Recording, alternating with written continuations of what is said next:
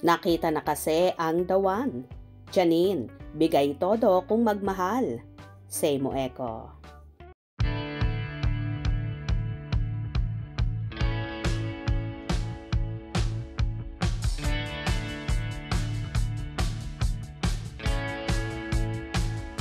At least daw, ay no regrets siya sakaling hindi sila mauwi sa forever ng karelasyon niya. Kinumpirma ito ng kapamilya actress nang ma-observe raw ng batikang broadcaster na si Carmina Constantino na mukhang grabe raw kung magmahal si Janine. Like go for something, give it my all para kung hindi talaga at least no regrets. Like, I tried everything. If it comes to the point na I do have to move na, wala na akong what ifs.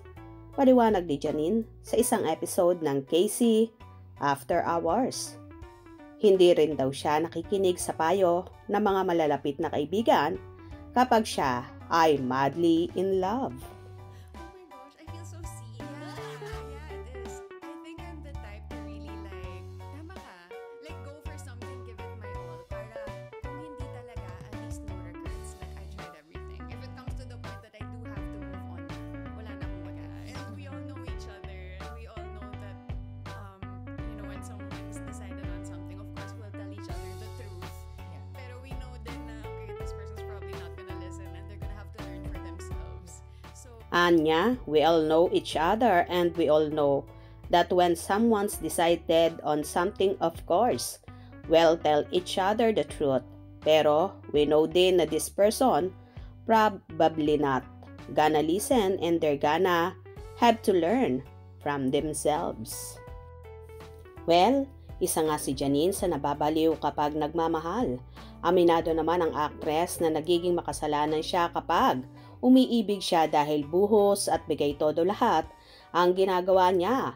Para nga naman, wala siyang pagsisisihan sa huli at least. Nagawa niya ang lahat ng effort niya bilang partner sa isang relationship.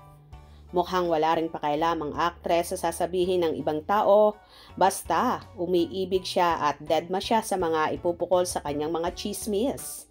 Anyway, hindi naman pala patol si Nini sa mga issue kaya naman hindi talaga siya apektado dito.